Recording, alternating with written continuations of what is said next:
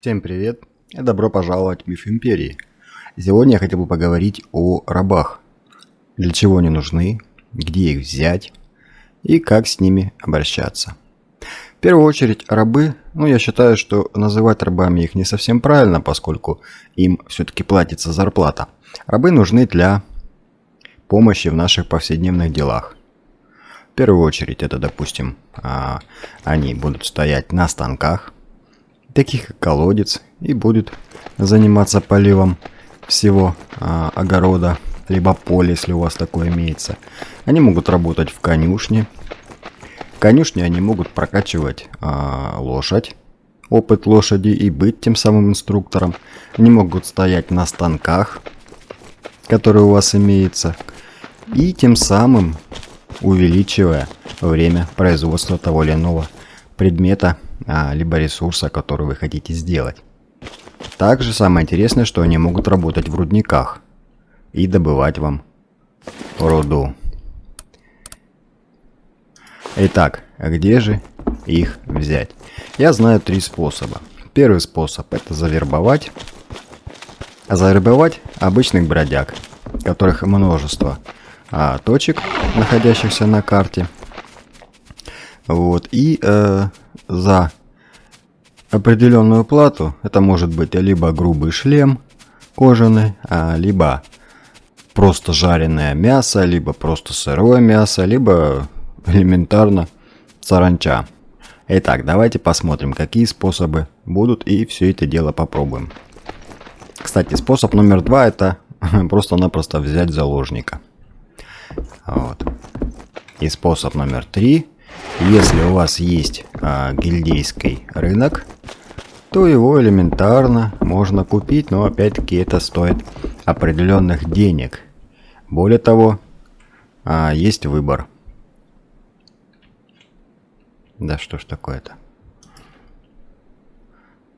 Во вкладке «Люди», «Воины» можно, во-первых, выбрать категорию: зеленый, синий, фиолетовый, оранжевый, об этом попозже. А также категорию и уровень. К примеру, уровень возьмем 12, воин. Пожалуйста, здесь есть у нас разбойник, который на продаже. Также можно посмотреть его слабости, его воинские навыки, которые в дальнейшем можно прокачать. И, соответственно, купить. Далее есть цена. Так по порядку. Начнем с самого первого способа, это вербовка. Итак, вербовка. Самый простой и лояльный способ завербовать себе работника. Этот самый простой способ наиболее выгоден будет для новичков. Лагеря бродяг находятся по всей карте, и найти их довольно просто. Они называются как опорный пункт. Но не забывайте, что опорный пункт бродяг и опорный пункт может быть просто-напросто лагерем бандитов. Они называются одинаково, имейте это в виду. Итак, вот находится лагерь наших бродяг. И подходим к каждому. У меня сейчас в наличии есть грубый кожаный шлем. Клавиша Е, вызываем разговор, нажимаем вербовка. И в данном случае вот этот товарищ хочет саранчу. В количестве 13 штук. Не подходит. Далее. Идем к следующему. Заводим разговор, кнопка Е. Вербовка. И вот он хочет грубый кожаный шлем. Подтверждаем. Все, он теперь у нас завербован. Можем назвать любое имя. И вперед из песни. Однако имейте в виду, что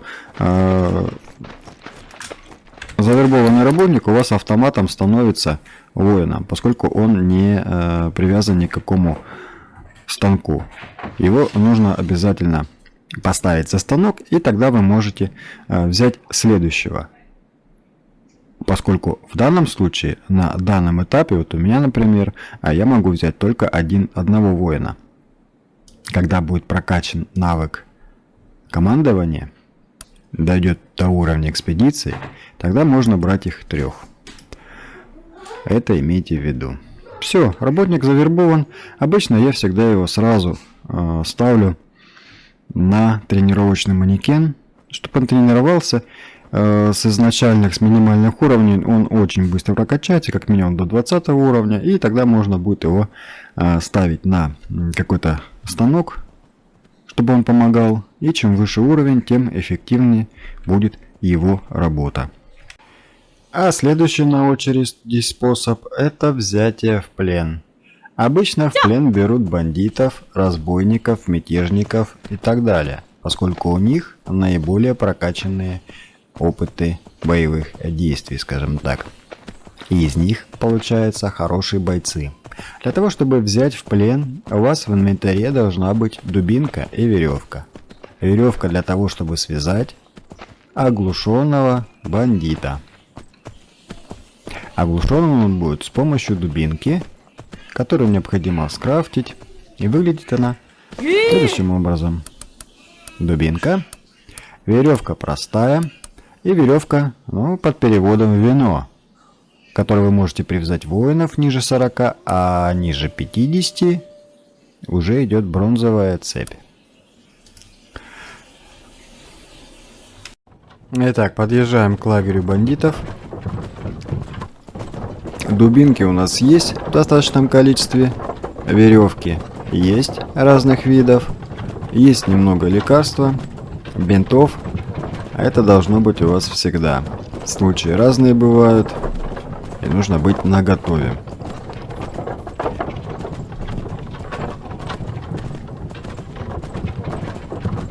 Итак, подъезжаем к лагерю бандитов.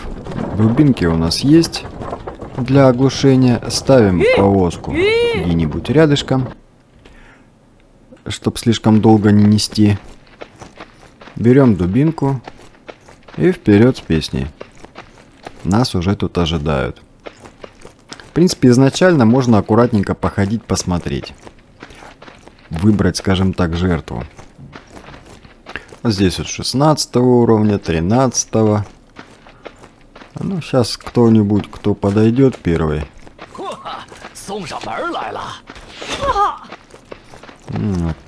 Пошло дело. Они почему-то всей толпой ко мне пошли.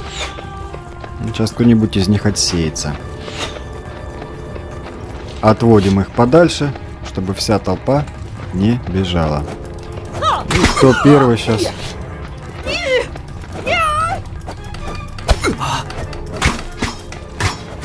Я обычно работаю сразу дубинкой, потому что боюсь иной раз перестараться.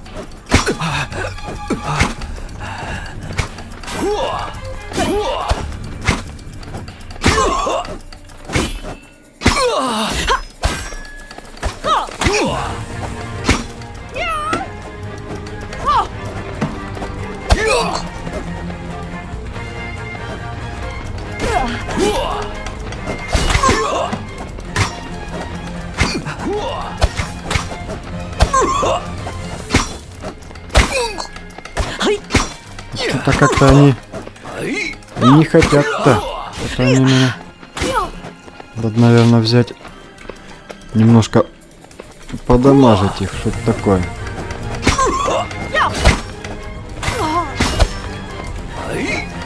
Кого-нибудь одного убрать лишнего. Но они тут оба, смотрю, такие.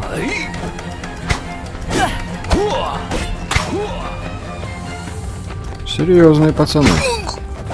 Да я не ожидал так прям. Так, все, одного убрали. Берем дубинку.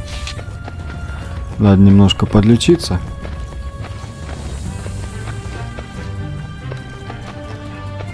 Ты хочешь ко мне в плен, да, я так понял? Ну давай.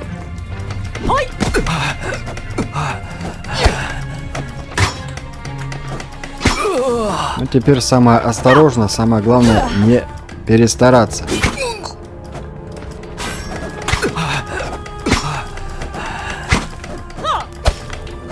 Не перестараться. Чем ближе подходит жизнь его к концу, тем реже бить дубинкой. Иначе можно просто убить. Так. Есть. Вот. Все, бандит этот оглушен. На нем появились вот такие вот полоски здоровья, послушания. И наша задача также зажимаем клавишу Е и Перенести. Вот такой вот красавец нам достался. Так, что у этого? Заберем все. Вот, и несем его в повозку. Я так понял, что это лучник какой-то, да? Ну, посмотрим по характеристикам. Может быть, он нам пригодится и в качестве воина. 18 уровень, в принципе. В принципе, неплохо. Но посмотреть все это дело мы сможем только тогда, когда он будет завербованный. Когда он перейдет на нашу сторону. Так, подходим к телеге. Наводим на столб. Пытка. Зажимаем клавишу Е. Переводим на привязать. Все, он у нас привязан, никуда не денется. Я обычно всегда убираю у него. Забираю его оружие. Можно выбросить, кто как может пригодиться кому. И всю одежду. Доспехи. С него убираю, чтобы если вдруг на случай, если, боже, какой ты страшный. Какой ты страшный. Расписной. Да, здесь особой информации о нем нет, только о том, какого он левела и так далее. Так, лошадка, ты что-то у меня... Надо тебя покормить. Ладно, до базы дотянешь, уже будет хорошо. Все, вперед на базу. Вперед на базу. И будем разговаривать дальше. Важный момент, когда вы везете разбойника, старайтесь объезжать стороной лагеря бродяг. Сейчас я вам на примере покажу, что из этого может выйти. Почему я это все говорю. Вот понаблюдайте за ним. Они увидели разбойника и могут на него напасть. Да не могут на него, нападают на него. Можете просто не довести. Также опасайтесь кабанов, лис и волков. Ну, волки-то всегда нападают. Ну, вот так вот, вперед на базу.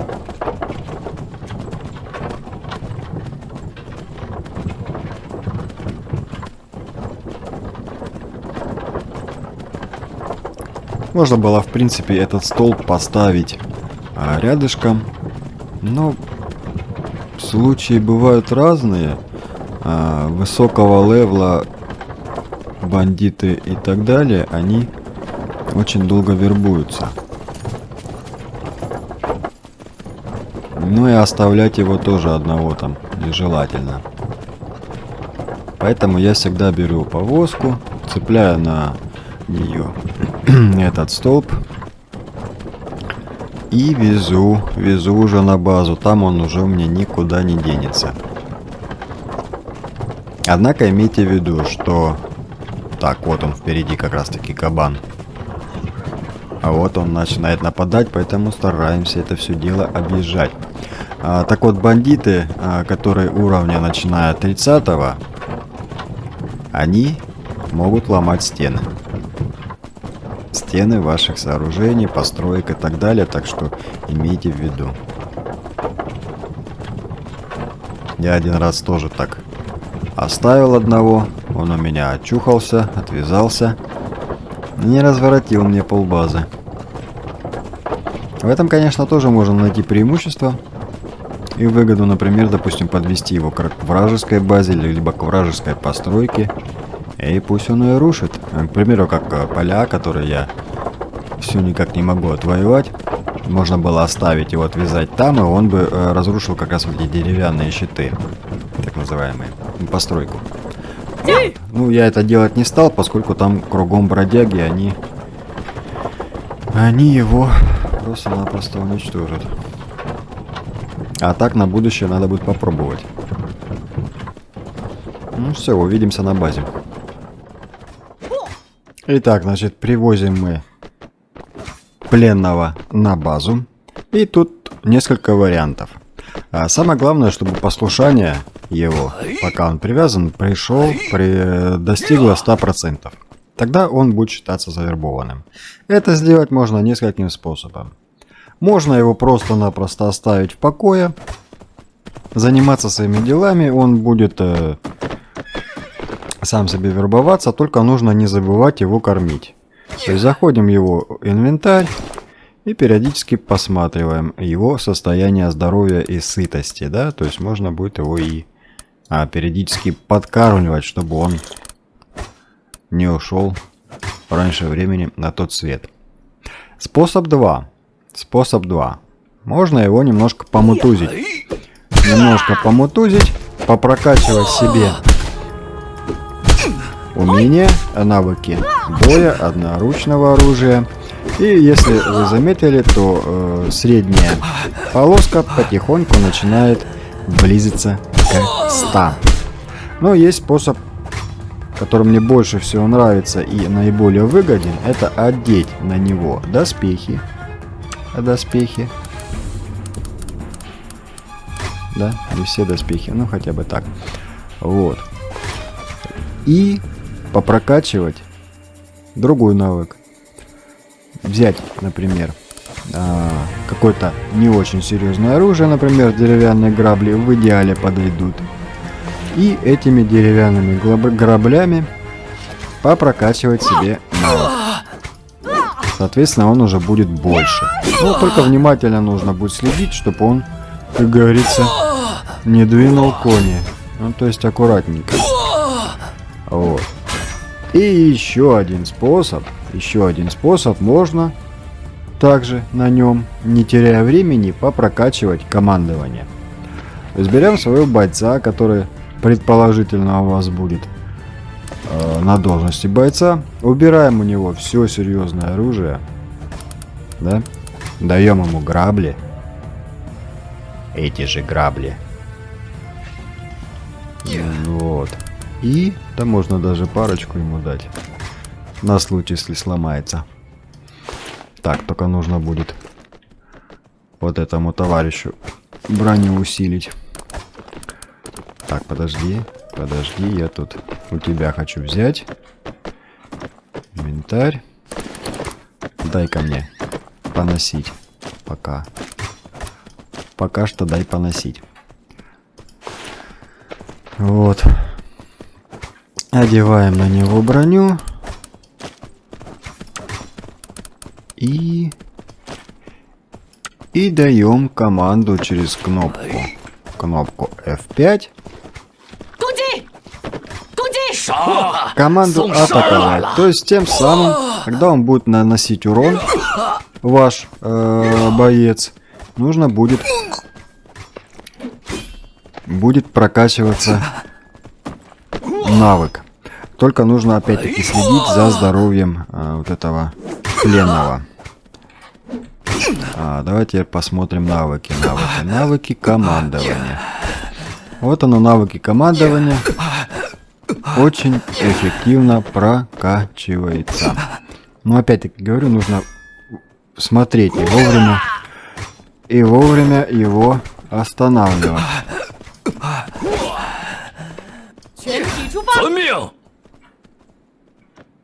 Чего ты? Вот. То есть тем самым у вас идет вербовка и идет прокачка навыков. Только внимательно смотреть. Смотреть, чтобы он его не убил. Броню можно даже одеть, доспехи и получше, чтобы не так быстро он получал урон.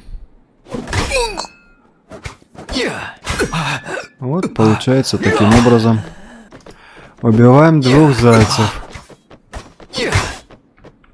Так, наверное, хватит его, пусть отдохнет немножко. Надо его немножко подлечить. Так, здоровье. Здоровье восполняется. Угу.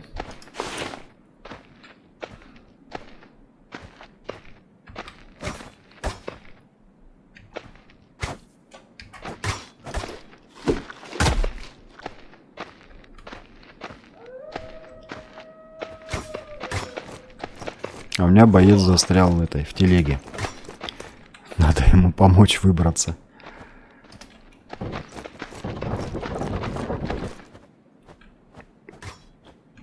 Ты чё кружишь?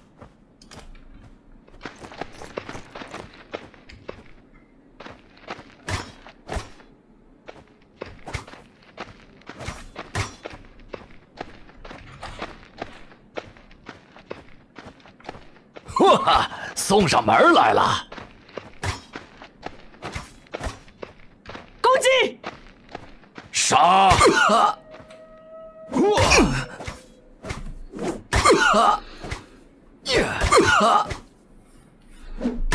Кстати, пока они тут занимаются, можно пойти посмотреть, что у нас с первым бродягой, которого мы вербовали обычным способом. Он, по-моему, был 12 уровня. И вот, тренируясь, пока мы там ездили, он дошел до 16-го, что не может не радовать. Так, ты тут как? Аккуратнее, аккуратнее, ты его не замочи.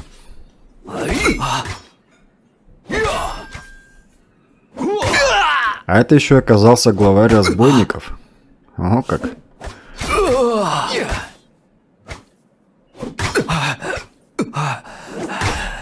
Так, что у нас с прокачкой?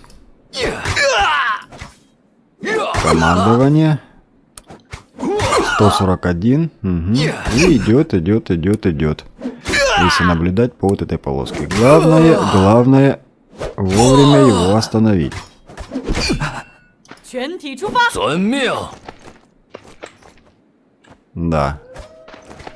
Ну, допустим, на стационарном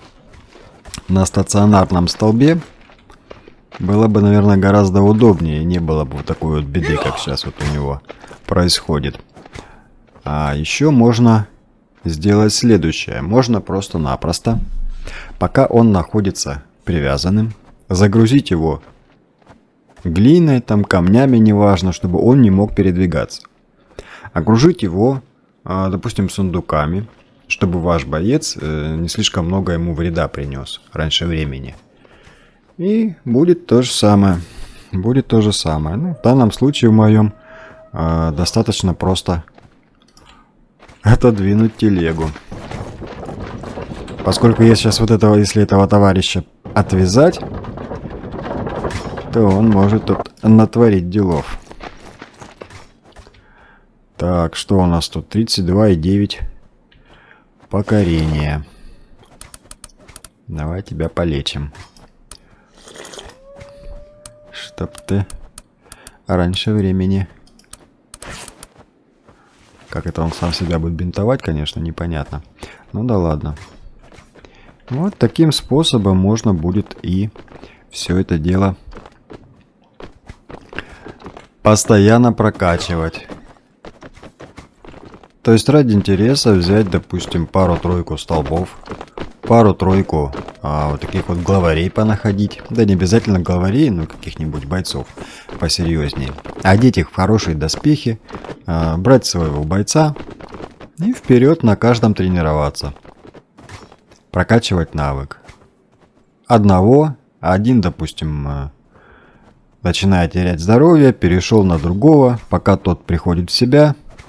И таким образом, я думаю, очень хорошо можно все это дело прокачать.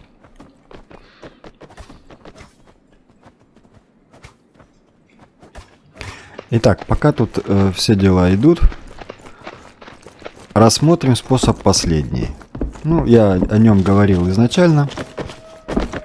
Это торговый, так сказать, маркет гильдии. Здесь во вкладке «Люди» можно купить, либо продать.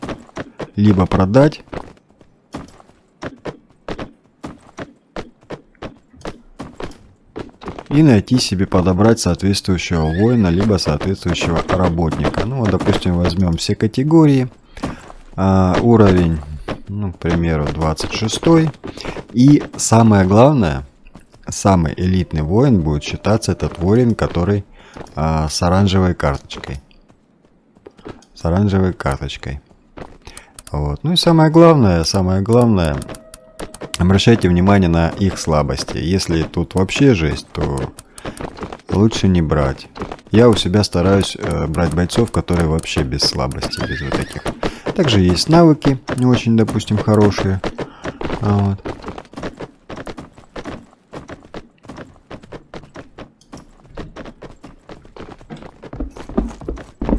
Это был третий способ. Итак, значит, что у нас получается? Первый способ – вербовка. Это вербовка, допустим, бродяг, да, вот как вот этот самый первый. Второй способ – это взятие в плен. Наиболее выгодный, я считаю, поскольку несет действительно много выводов. Выгоды, допустим, по прокачке. Как себя, так и своего воина, о чем я только что показывал. Ну и более того, бандиты, мятежники, разбойники, они более подходят для, скажем, должности воина. Такие как бродяги, да, они в идеале будут заниматься земледелием и другими какими-то вещами житейскими. А на этом пока все. На этом все. Всем, кому понравилось, ставьте лайки, подписывайтесь на канал, будет много интересного, полезного. Все, что знаю, я буду рассказывать. Всем пока.